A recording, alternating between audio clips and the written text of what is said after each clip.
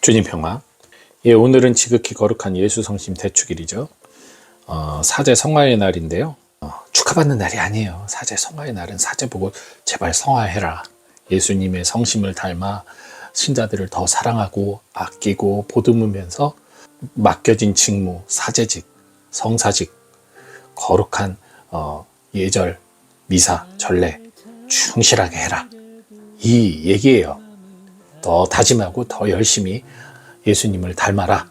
이 날이지 축하받는 날 아니에요. 맛있는 거 먹고 술 마시고 그런 날 아닙니다. 저는 그렇게 생각해요. 예, 어쨌든 오늘 사제 성화의 날을 맞이해서 모든 사제들이 가장 우선하는 거, 뭐 약점이 있을 수 있어요. 말을 함부로 할 수도 있는 거고, 좀 강론을 잘 못할 수도 있고, 사람들의 관계를 잘 못 맺을 수도 있어요.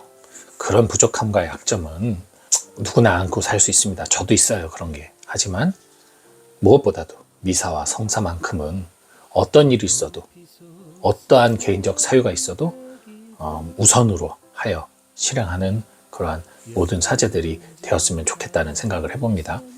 네, 오늘은 사제 성화의 날이고 예수 성심 대축일을 맞이해서 사제 직무죠.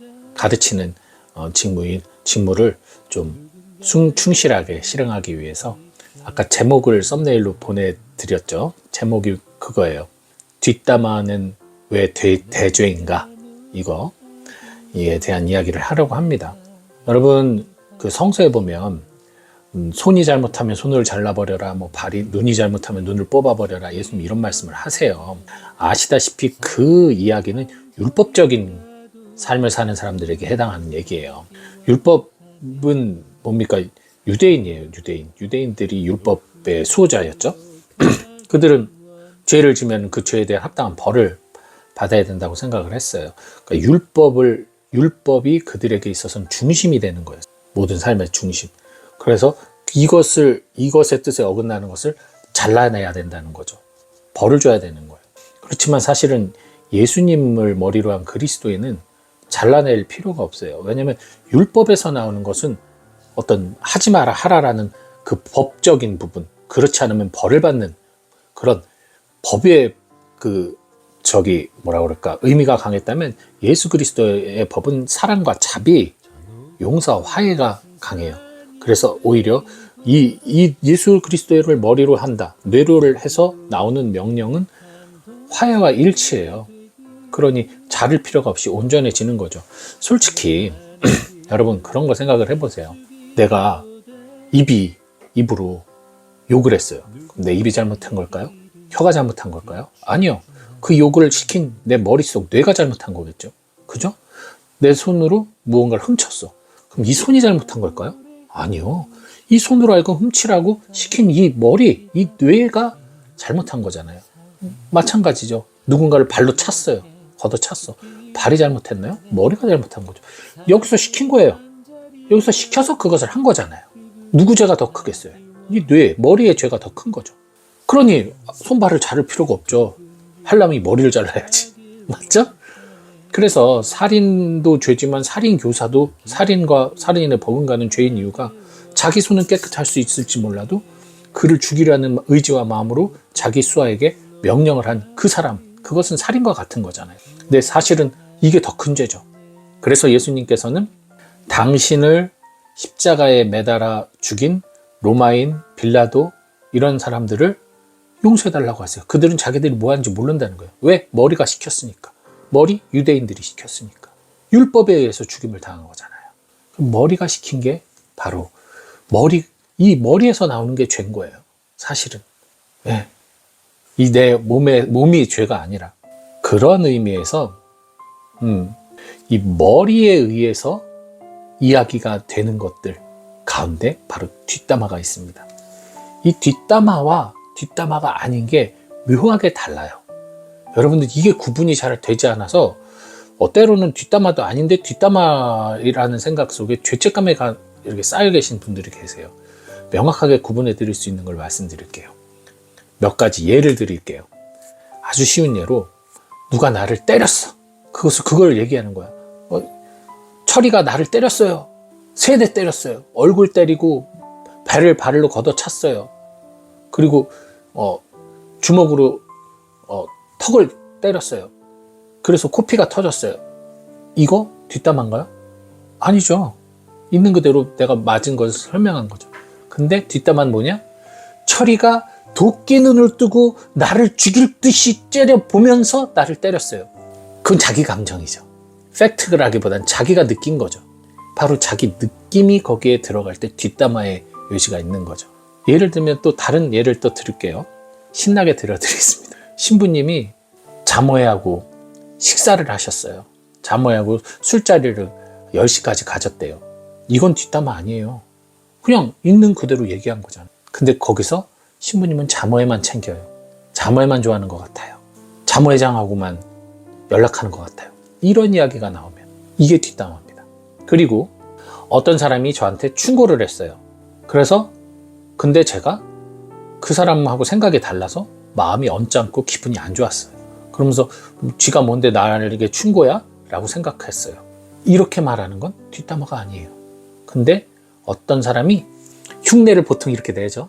언니는 그렇게 살면 안 돼. 그건 잘못된 거야. 요런. 그럼 자기는 아니 나는 그렇게 살려고 한 게 아닌데 그렇게 언니의 그 태도가 문제야. 보면요. 가해자 피해자가 명확하게 보여요. 저도 고해성사나 이런 거 할 때 이런 얘기를 많이 듣거든요. 이런 비슷한 얘기로. 보면 그쪽 상대방은 언제나 그냥 아주 표독스럽고 아주 못된 말투로 자기에게 화를 내거나 혼을 내고 자기는 언제나 피해자처럼 조용하게 말하는 것처럼 말을 해요. 근데 평소에 제가 이렇게 그분들 이렇게 보면 아주 말을 할 때 독하게 말하고 독설직설적으로 말하고 하시더라고요. 자신이 말하는 그 습관을 몰라요. 남에게 받는 거는 느낄 수 있지만 이런 게 뒷담화인 거예요. 자신의 감정에 의해서 무언가를 빚어내고 만들어내는 거. 그래서 뒷담화는 어떻게 보면은 악의를 가지고 얘기할 때 또 어떤 의도, 저 사람이 그것을 내가 원하는 대로 받아들이도록 의도를 갖고 얘기할 때, 그리고 망상적으로 만들어내서 추측을 포함하고 예견을 포함해서 반드시 두고 봐, 저 사람 나한테 이랬으니까 저렇게 될 거야 분명히 라고 얘기하는 거. 이런 게 뒷담화예요. 자, 정말 중요한 건 그거예요. 아까 살인교사가 뭐예요? 자기가 직접 그를 죽이진 않았으나 누군가에게 살해의 의도를 갖게 해서 내가 원하는 그 죽이고 싶은 사람을 처리하는 것이 살인교사라면 바로 내가 뒷담화를 통해서 누군가에게 내가 미워하는 사람을 같이 미워하고 그를 같이 비난하길 바라는 것, 살인과 같죠. 저 사람하고 이 사람하고 아무 상관없는데. 그래서 살인교사와 같은 거예요. 대죄죠. 살인하지 말라잖아요. 대죄요. 게다가 또 하나, 거짓 증언하지 말라라도 겹쳐요. 아까 말한 것처럼 팩트를 얘기해요. 그 사람이 나에게 욕을 했어. 뭐라고 욕을 했어. 그건 뒷담화가 아니에요. 그건 내가 상처받은 거잖아요. 근데 내가 상처받은 것에 너무 몰입한 나머지 그 욕한 사람의 다른 부분을, 저 사람은 원래 저랬고 딴 사람에게도 욕했고 원래 뭐 저기 가서도 말을 그딴 식으로 했고 하면서 그 사람의 다른 부분을 자꾸만 말을 할 때, 그럴 때 그게 뒷담화가 되는 겁니다. 그러니 전달을 하는 것과 내 감정과 내 추측과 망상을 섞어서 얘기하는 것은 엄연히 다른 거예요. 시부모를 모시지 않는 첫째 그 형님네 그 아주버님네 부부를 보면서 난 속상해. 나는 막내인데 내가 시부모를 모시고 있어. 그런데 아무도 신경을 안 써. 가족들이. 얼마나 속상해요. 얼마나 화가 나고 얼마나 미워. 그게 너무 미워요. 그건 뒷담화가 아니에요. 그런 거로 성사 보시는 분들 꽤 되시죠? 그런 가족사들로. 근데 그건 뒷담화가 아니에요. 근데 이제 문제는 그거죠. 뭐 전화 통화를 했고 뭘 언제 한번 모여서 얘기를 했는데 뭐 이렇게 말을 하는데 거기서 뭐 아주 냉랭하게 뭘 했다고 이러면서 이런 식으로 그 사람들의 다른 부분, 자신이 속상한 부분을 외에 다른 것을 첨가를 한다던가 아니면 그 사람들의 평상시 삶의 태도나 행동들의 부족함을 타타타타 얘기하면서 결론적으로 듣는 이로 하여금 그 사람들은 원래 인격이 그 모양이라서 이렇게밖에 할 수 없다라고 이해하게 만들려고 하는, 이것이야말로 뒷담화죠. 그러니 여러분, 누군가의 말을 하는 것 자체가 잘못됐다는 것을 잘못됐다고 생각하지 마십시오. 잘못된 거 아니에요. 아유, 그러면은 정말 양심껏 누군가의 죄를 고발해야 되는 사람들 있잖아요. 그 고발 뒷담화게 해요? 아니잖아요. 누가 누구를 살인하는 걸 봤어. 근데 저 사람이 죄를 내가 누군가에게 얘기하는 거는 뒷담화니까 하면 안 돼. 아니잖아요. 그런 거하고 다른 거예요, 엄연히. 그러니까 이 구분을 잘 하셔야 돼요. 그러면은 때로는 내가 사람들은 너 그거 뒷담화야 할지만 가만히 판단해 보셔야 돼요. 내가 이건 진짜 뒷담화가 아니라 중요한 이야기고 정확한 이야기, 있는 그대로만 할 수 있는 이야기. 물론 이렇게 해도 영성적으로 예민하신 분들은 너무 디테일하게 들어가요. 토시 하나 틀려서는 안 된다라고 생각을 하세요. 토시 하나 틀려서는. 그래서 얘기하기가 더 힘들어지는 거예요. 아주 그냥 벙어리 냉가슴처럼 끙끙 앓으세요. 그런 분들 보면. 그러니까 말을 전달하는 게 두려운 거예요. 잘못하면 뒷담화 될까 봐. 그러니 이런 거예요. 아까 말씀드린 것처럼 뭐 누가 나를 때렸어요. 누가 나를 때렸다까지만 말하면 되는 거예요.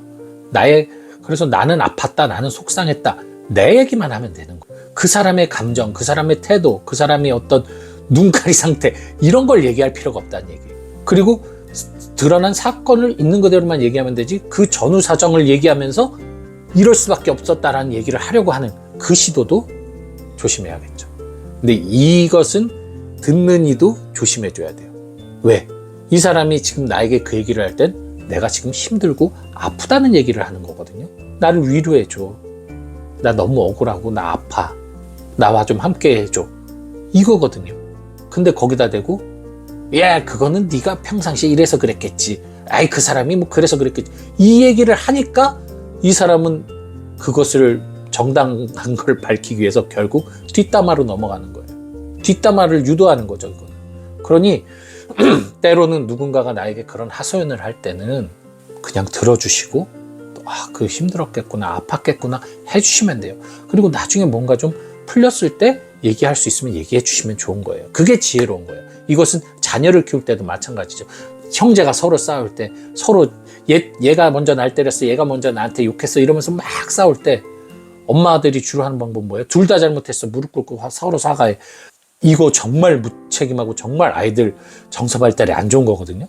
근데 그렇게 많이 하잖아요. 그리고 또 하나, 두 번째. 시시비비 가리는 거. 네가 이렇게 했고 너가 저렇게 했고 네가 그렇게 했으니까 네가 이렇게 했고 그러니까 너가 더 잘못했고 덜 잘못했고.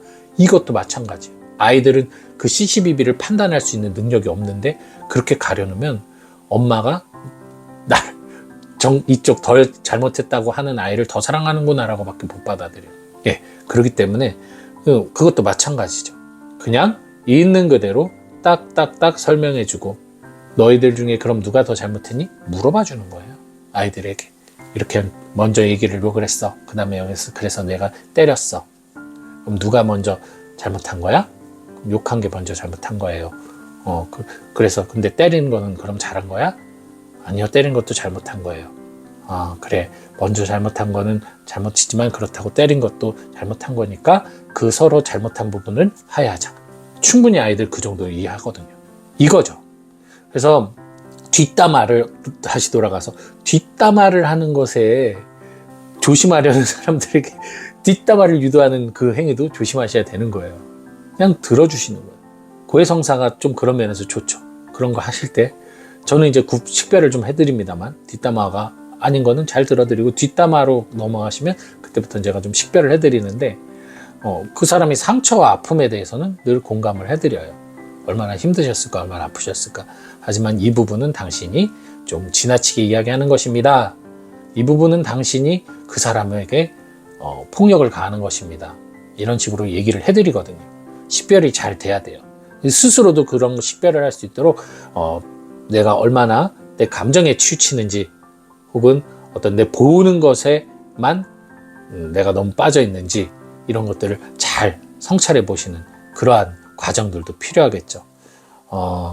그러니까 여러분들 말을 조심하는 거, 뭐 행동을 조심하는 거, 말 행동이 이것이 직접적인 게 아니라 결국 여기서 나오는 것이 진짜 문제라는 거 이걸 기억하시고 결국 내가 뇌에서 만들어내는 언어와 표현과 생각들이 누군가를 죽이기도 하고 살리기도 한다는 사실을 꼭 잊지 마시고 끊임없이 뇌에서 나오는 것을 한 번은 걸러서 내가 지금 이것을 누군가를 죽이기 위한 뒷담화로 내가 이것을 사용하려고 하는지, 아니면 정당한 어떤 것으로 내가 공익적인 차원에서 이야기를 하는 것인지 한번 판단을 하실 수 있어야 되고, 그리고 내가 있는 그대로 이야기하는 것인지 나의 감정이 섞인 것인지도 한번 돌이켜보시는 시간 가져보셔야 될 것 같아요.